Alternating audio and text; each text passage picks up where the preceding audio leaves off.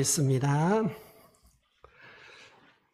우리에게 오셨던 예수님, 오늘도 우리에게 오시는 예수님, 마음을 다해 겸손하게 영접하게 하옵소서. 살아계신 예수님의 이름으로 기도합니다. 아멘. 우리 옆에 분하고 인사하십시다. 안녕하세요. 반갑습니다. 환영합니다. 우리 서로 인사하십시다. 그리스도와 함께라는 주제를 생각하고 있습니다. 이 주제의 가장 핵심은 예수님의 모든 사역마다 우리가 함께 한다는 것이지요. 예수님의 모든 사역이 예수님만의 사건은 아닙니다. 그 모든 사건이 나와 함께 더불어 일어나는 사건입니다. 이것을 기억하라는 것이 신약 성경을 통해 우리에게 주시는 놀라운 진리입니다. 예수님의 죽음, 부활, 승천은 이미 우리 안에 이루어졌고요. 우리가 체험할 수 있는 진리입니다. 그래서 우리는 땅에 살면서도 우리의 시민권은 하늘에 있는 거지요. 그리고 이제 남은 것이 있다면 예수님의 재림입니다. 그리스도의 재림이죠. 장차 그리스도가 다시 오실 거예요. 부활의 몸, 영광스러운 몸으로 그리스도가 영광스럽게 우리에게 다시 오시죠. 2000여 년 전에 우리에게 오실 때는 겸손하게 오셨지요. 앞으로 다시 오실 때는 영광스럽게 오십니다. 그 영광은 그리스도만의 것이 아니고요. 그 영광이 우리에게 남아 있습니다. 그리스도와 함께 경험할 영광이 우리에게 남아있다는 것이지요. 첫 번째입니다. 생명의 근원이신 예수 그리스도이십니다. 본문 4절 말씀 우리 생각하시며 다시 한번 읽습니다. 시작. 우리 생명이신 그리스도께서 나타나실 그때에 너희도 그와 함께 영광 중에 나타나리라. 아멘. 우리 생명이신 그리스도지요. 우리 생명이신 그리스도. 그리스도가 우리의 생명 되십니다. 우리가 그리스도와 함께 연합할 때 그 보배로운 경험 중에서 가장 영광스러운 것이 바로 이건데요. 그리스도의 생명이 우리의 생명이 된다는 것입니다. 예수님이 말씀하셨어요. 요한복음 11장 25절 26절 같이 읽습니다. 시작. 예수께서 이르시되 나는 부활이요 생명이니 죽어도 살겠고 무릇 살아서 나를 믿는 자는 영원히 죽지 아니하리니 이것을 내가 믿느냐. 아멘. 여러분, 예수님을 믿는 사람이 어떻게 죽어도 살까요? 아니면 살아서 예수님을 믿는 사람이 영원히 죽지 않습니다. 어떻게 이런 일이 일어날까요? 그리스도 예수님의 생명이 우리의 생명이 되기 때문입니다. 예수님은 부활이요 생명이셔요. 예수님의 생명은 십자가 죽음을 통과하고 부활하신 예수님의 영원한 생명입니다. 그 영원한 생명을 우리에게 주시는 겁니다. 사도 요한은 예수님과 가장 가까이에서 친밀하게 교제했던 사도로서 예수님이 생명이시라는 것을 요한복음에서 여러 곳에서 증거하고 있지요. 그런데 이것은 사도 요한만의 경험이 아니고요. 우리의 경험이기도 합니다. 무슨 말일까요? 이 영원한 생명은 그리스도의 영원한 생명은 그리스도와 함께 할 때 우리에게도 주어지는 겁니다. 이 영원한 생명이 우리가 그리스도와 함께 할 때, 그리스도와 연합할 때 우리에게도 주어져요. 그래서 말씀하시는 겁니다. 나를 믿는 자는 죽어도 살겠고 무릇 살아서 나를 믿는 자는 영원히 죽지 않는다. 그래서 말씀하고 계셔요. 이것은 자연적 생명이 아니고 영적인 생명입니다. 우리는 시각, 청각, 촉각, 미각, 후각 이렇게 오감으로 인생의 다양성을 경험하고 살고 있지요. 이처럼 우리의 삶 속에 이 영원한 생명이 체험될 수가 있어요. 죽음에서 부활하신 주님은 생명의 근원이 되시고 그 생명을 나누어 주시지요. 그분을 믿는 모든 자에게 이 영적인 생명, 영원한 생명을 전해주시고 공급해 주셔요. 그래서 우리가 죽어도 사는 것이고 영원히 죽지 않는 것입니다. 우리가 받은 생명은, 예수님을 믿으면서 받는 생명은 어떤 생명이에요? 영원히 죽지 않는 생명입니다. 영적인 생명이에요. 자연적인 생명을 이야기하는 거 아닙니다. 그분을 믿는 모든 자에게 이 영적인 생명을, 영원한 생명을 오늘도 전해주시고 공급하시죠. 생명의 전달자가 되십니다. 그리고 이 영원한 생명을 받은 우리 또한 생명의 전달자가 될 수 있어요. 이것은 마치 자석의 원리와도 같습니다. 여러분, 철 자체로는 무엇인가를 끌어당길 수가 없어요. 하지만 철이 자석에 붙어 있기만 하면 어떤 일이 일어날까요? 철 자체로는 아무것도 끌어당길 수 없는데 그 철이 자석에 붙어 있기만 하면 그 철이 같이 자석이 되더라고요. 철 안에는요 끌어당기는 힘이 전혀 없어요. 하지만 자석에 붙어 있는 동안에는 그 철이 자석과 같은 동일한 끌어당기는 힘, 자력을 갖게 되는 거지요. 마찬가지로 우리 안에는 영적인 생명이 없었어요. 그런데 그리스도를 믿는 그 믿음으로 우리가 그리스도와 연합할 때 그분의 생명이 우리의 생명이 되고 그분의 생명이 우리 안에서 역사하십니다. 그러면서 우리도 그리스도의 생명의 전달자가 되는 거지요. 예수님이 말씀하셨습니다. 요한복음 5장 24절 25절에서 이렇게 말씀하셨어요. 내가 진실로 진실로 너희에게 이르노니 내 말을 듣고 또 나 보내신 이를 믿는 자는 영생을 얻었고 심판에 이르지 아니하나니 사망에서 생명으로 옮겼느니라.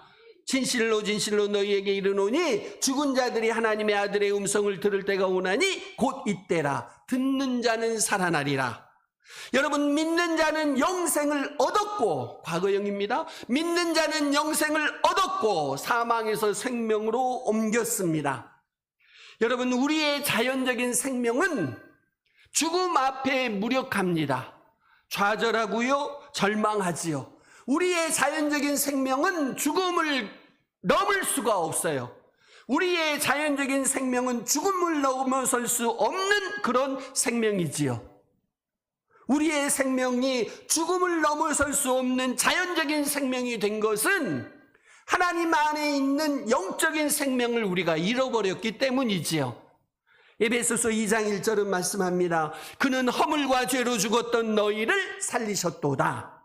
우리 인간은 허물과 죄로 죽었어요. 허물과 죄로 죽었어요. 살아있는 것처럼 모두 다 보이지만 사실상 우리는 다 죽어 있어요. 우리는 영적 생명의 뿌리가 잘려서 그렇습니다. 겉으로 볼 때는 화려하고 멋있지만 곧 시들어버리는 화병의 꽃처럼 모두 다 일시적이고 자연적인 생명일 뿐이었습니다. 이것을 생각해 보면 비관주의, 염세주의에 빠지지 않을 수가 없습니다. 그러면 그런 우리가 어떻게 해야 진짜 다시 살 수 있을까요? 생명의 근원이시요 생명 그 자체이신 예수님으로부터 영적인 생명, 영원한 생명을 받아야 합니다. 그래야 진짜 다시 사는 겁니다. 생명의 근원이요 생명 그 자체이신 예수님으로부터 영적인 생명, 영원한 생명을 우리가 받을 때 우리는 죄와 허물로 죽은 상태에서 벗어나고 그리스도의 영원한 생명으로, 새 생명으로 다시 살게 되지요. 생명은 무엇일까요? 사람의 몸을 해부하면 그 생명을 찾을 수 있을까요? 안타깝게도 생명은 눈에 보이지 않습니다. 생명은 하나님이 주신 것이고요. 하나님이 보이시지 않는 것처럼 우리의 생명도 보이지 않습니다. 그리고 나타나는 것은 다 생명이 있다는 현상일 뿐이지요. 우리가 숨을 쉬고 먹고 마시고 움직이고 나타나는 이런 모든 것은 우리에게 생명이 있음으로 나타나는 현상입니다. 만약 우리에게 생명이 없다면 이런 현상들은 다 사라집니다. 공동묘지에 가보십시오. 거기 숨쉬는 인간이 있습니까? 거기 먹는 인간이 있습니까? 거기 자는 인간이 있습니까? 그런 일이 모두 일어나지 않아요. 그들에게는 생명이 없기 때문이지요. 영적 생명도 마찬가지입니다. 자연적인 생명이 보이지 않는 것처럼 영적인 생명도 보이지 않습니다. 다만 영적 생명의 현상들이 우리에게 나타날 뿐이지요. 심장이 뛰고 숨을 쉬고 몸이 움직이는 것을 통해서 우리는 자연적인 생명이 내게 있구나 확인할 수 있지요. 그렇다면 영적인 생명의 현상은 과연 무엇일까요? 자연적인 생명을 가진 사람은, 자연적인 생명만 가진 사람은 죽음 앞에서 두려워서 벌벌 떨지요. 하지만 영적 생명을 가진 사람은 죽음 앞에서 두려움 없이 담대할 수 있습니다. 그저 자는 것에 불과하니까요. 고난 속에서도 평안합니다. 원수를 사랑하고 연약한 자를 돕고 싶어요. 마음속에서 긍휼이 올라옵니다. 이기적인 욕망을 따라 살지 않고요, 죄를 뛰어넘으며 승리할 수도 있습니다. 이것이 바로 영적 생명의 현상이요 증거라고 할 수 있습니다. 그리스도가 다시 오실 때 우리가 영원히 누리게 되는 영적 생명은 다른 생명이 아닙니다. 우리가 영원히 살게 될 때, 죽음 이후에 영원히 살게 될 때 누리는 그 생명은 다른 생명이 아니라고요. 바로 지금 우리가 주님께로부터 받은 이 생명과 동일한 생명입니다. 지금 하늘에 있는 성도들도 영적인 생명, 영원한 생명을 누리고 있는데요, 그 생명도 그들이 이 땅에 있을 때 예수님을 믿음으로 누렸던 영적인 생명과 동일한 생명입니다. 왜 제가 이렇게 강하게 말할 수 있을까요? 예수님이 말씀하셨지요. 나를 믿는 자는 죽어도 살겠고 무릇 살아서 나를 믿는 자는 영원히 죽지 아니하리라. 왜요? 이 땅에 있는 동안에 예수님을 믿을 때 우리에게는 영원한 생명, 영적인 생명이 이미 주어져 있다고요. 그리고 그 생명으로 영원히 산다고요. 그러니 우리가 얼마나 복된 존재들이겠습니까? 이 땅의 영적인 생명과 하늘의 영적인 생명이 차이가 있다면 성숙과 성장의 차이입니다. 이 땅의 영적인 생명은 마치 어린아이와 같아요. 연약하고 아직 온전히 성장하지 못했습니다. 하지만 하늘의 영적인 생명은 장성한 어른과 같습니다. 강하고 온전하지요. 우리가 이 땅에서 그리스도와 함께 다시 살리심을 받을 때 부활의 생명, 영적 생명, 영원한 생명을 받았어요. 그리고 장차 하늘에서 영원한 생명을 더욱 풍성하게 누리게 될 것입니다. 두 번째입니다. 하늘의 영광을 바라보십시오. 예수님이 이것을 위해서 이렇게 기도하셨습니다. 요한복음 17장 24절 같이 읽습니다. 시작. 아버지여 내게 주신 자도 나 있는 곳에 나와 함께 있어 아버지께서 창세 전부터 나를 사랑하심으로 내게 주신 나의 영광을 그들로 보게 하시기를 원하옵나이다. 아멘. 우리는 이 땅에서 살면서 주님의 영광을 바라보며 살아가고 있습니다. 그렇다면 주님의 영광을 우리가 온전히 누리게 되는 때는 언제일까요? 그것은 그리스도가 다시 오실 그때입니다. 그래서 지금은 그분의 영광을 바라보는 것이죠. 그런데 놀라운 것은요, 그 영광, 주님의 영광을 바라보기만 해도 능력이 나타납니다. 바라보는 것은 소망이고요, 소망은 곧 믿음이기 때문입니다. 조금 더 설명을 드려봅니다. 우리가 주님의 영광을 바라보는 것은 주님의 영광을 소망하는 것이지요. 왜 우리가 주님의 영광을 소망할까요? 주님의 영광을 믿기 때문입니다.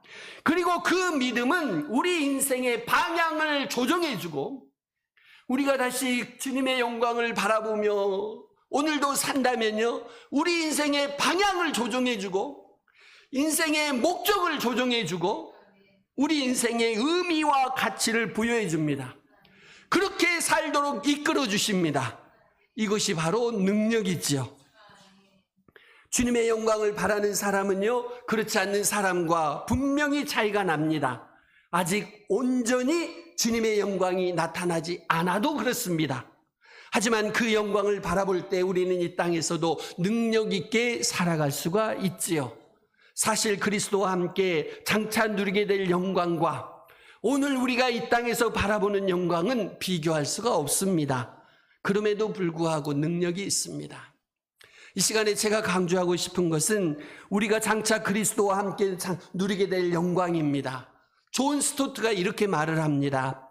우리가 그때 누릴 그분의 직접적인 임재의 영광, 그리스도와 함께하는 그 영광에 비하면 지금 그분의 백성들과 함께 하시는 그분의 임재는 차라리 부재에 가까울 정도다. 비교할 수 없는 그 영광이 우리에게 있는 것이다. 우리가 바라보는 것보다 훨씬 놀랍고 풍성하고 엄청난 영광이 우리를 기다리고 있다는 것이지요. 그래서 사도 바울이요, 고린도후서 5장 8절에서 이렇게 고백합니다. 같이 읽습니다. 시작.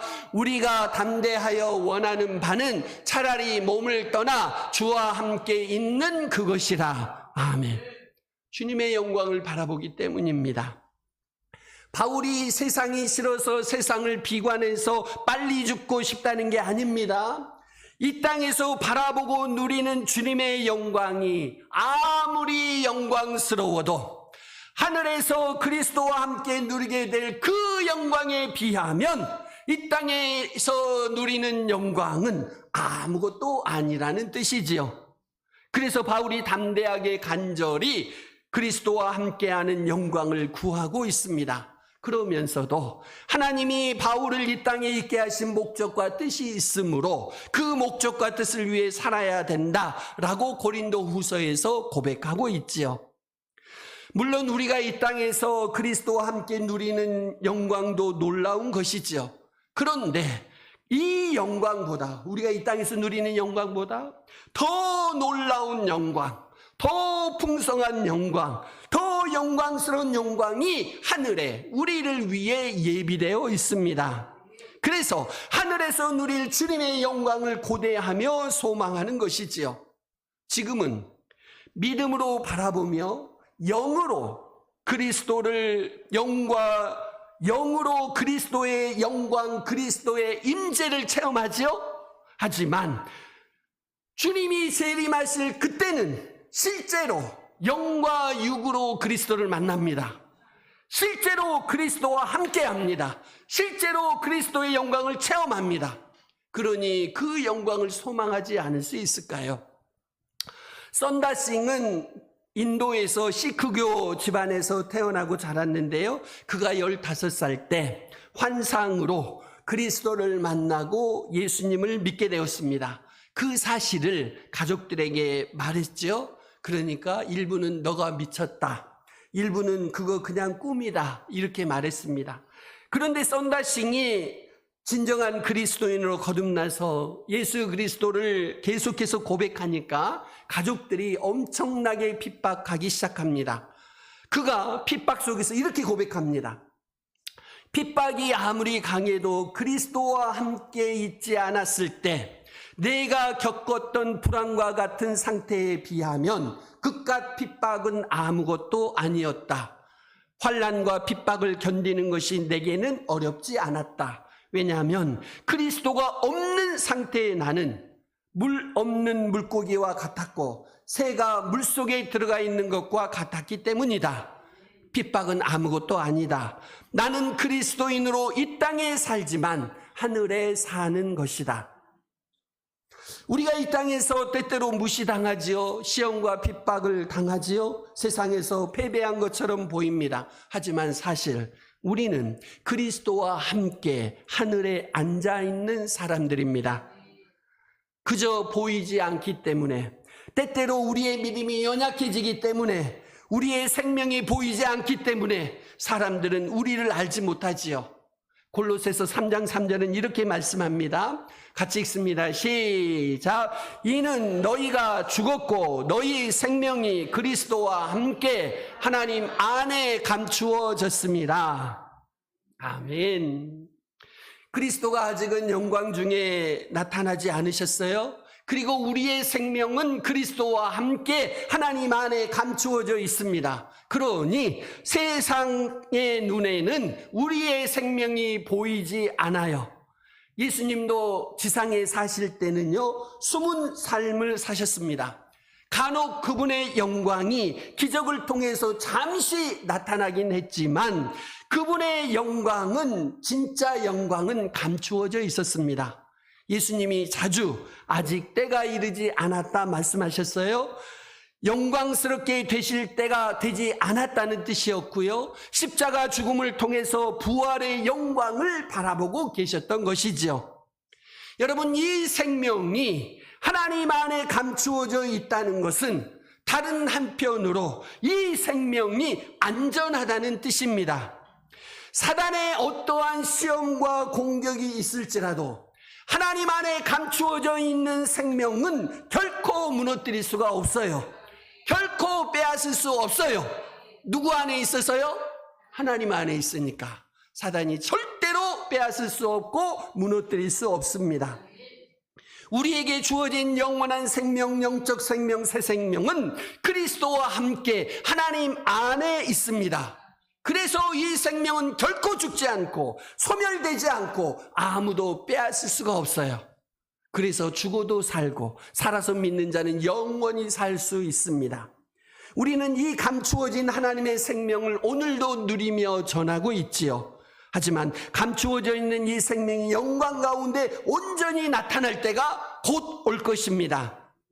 그리스도가 이 땅에 처음 오실 때는 그 생명의 영광이 감추어진 상태로 말구유에서 예수님이 태어나셨어요. 하지만 다시 오실 때는 온전한 영광 가운데, 빛 가운데 오실 것입니다. 처음 오실 때는 그분의 정체가 잘 드러나지 않았지요. 하지만 다시 오실 때는 세상의 모든 사람들에게 분명히 그분의 정체를 알리실 것입니다. 처음 오실 때는요, 부분적으로 희미했지요. 하지만 다시 오실 때는 영광스럽게 오실 것입니다. 여러분, 그리스도가 오실 때 그리스도와 함께 있는, 연합되어 있는 우리의 정체도 밝히 드러날 것입니다. 우리 안에 숨어있는, 하나님 안에 감추어져 있는 이 생명의 정체가 그날에는 나타나게 될 것입니다. 구속받은 하나님의 자녀들이 새 생명으로 나타나고 그 영광에 동참하게 될 것입니다. 놀라운 것은 그리스도가 가지신 모든 하늘의 영광을 우리가 그리스도와 함께, 우리도 동일하게 누린다는 것이죠. 우리가 그리스도와 함께 하늘의 상속자가 되는 것입니다. 상상하기도 어려운 놀라운 영광이 저와 여러분에게 주어질 것입니다. 앤드류 머레이라는 신학자는 흙과 같은 우리의 존재가 정말 그리스도의 영광과 동일한 영광을 누릴 수 있을까요? 이 질문에 이렇게 대답합니다. 그러한 연합을 이루는 일이 하늘과 땅의 모든 권세를 받으신 그리스도, 그분의 일입니다. 우리는 못하는데 하늘과 땅의 모든 권세를 받으신 그분은 우리로 하여금 그분이 누리는 영광과 동일한 영광을 우리로 하여금 누리게 하십니다. 예수님이 그 일을 위해서 오셨다는 것이죠. 그리스도가 그렇게 이루신 일을 믿고 그분께 자신을 드리는 일을 멈추지 않는 성도들은 반드시 그러한 축복을 받게 될 줄로 믿습니다. 사랑하는 성도 여러분들이요, 우리는 보통 예상하지 못하는 순간에 예수님을 만나고 믿음 생활을 시작합니다. 그 순간 하나님이 우리의 삶 속에 개입하시고 역사하기 시작하셔요. 그리스도 안에 있는 하나님의 모든 구속 계획을 완벽하게 이해하고 믿는 사람은 아무도 없습니다. 불가능하지요. 우리의 믿음은 이렇게 작게 시작합니다. 이런 믿음이 자라고 성장하는 것은 그리스도와 함께 그분 안에서 이루어진 일, 특별히 우리에게 주신 이 영광까지도 우리에게 허락되었다는 것을 믿고 바라보고 나아가는 것입니다. 이것이 바로 성숙한 믿음이지요. 다시 말씀드려서 그리스도와 함께 그분 안에서 이루어진 모든 일, 특별히 우리에게 주신 이 영광까지도 우리에게 허락되었다는 것을 믿고 바라보고 나아갈 때 우리의 믿음이 성장하고 성숙하게 됩니다. 그러면 그리스도가 내 안에 계시고 내가 그리스도와 함께 있는 이것은 우리에게 부담이 아닙니다. 더 이상 짐도 아닙니다. 더 이상 의무도 아닙니다. 그리스도가 내 안에 계시고 내가 그분 안에 있는 것은 축복이요 기쁨인 줄로 믿습니다. 저와 여러분이 영광의 그날에 이르도록 날마다 주만 바라보며 믿음으로 살아가시기를 주의 이름으로 축원드립니다. 우리 이 시간 같이 기도하십시다. 예수 그리스도를 믿을 때 예수님의 생명, 영적인 생명, 영원한 생명을 주십니다. 하나님의 임재의 영광을 주십니다. 주님 감사합니다. 나도 예수님을 믿고 하나님의 영원한 생명을 받고 누리게 하옵소서. 예수 그리스도의 임재의 영광을 오늘도 누리며 바라보게 하옵소서. 우리 같이 기도하시겠습니다.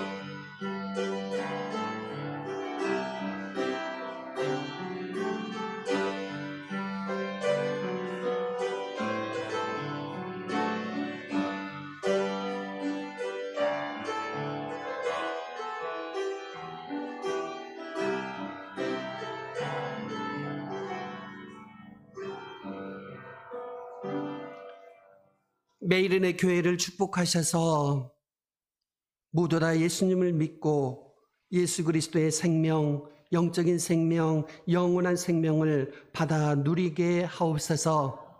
예수 그리스도의 임재의 영광을 누리며 바라보게 하옵소서. 예수님의 이름으로 기도합니다. 아멘. 214장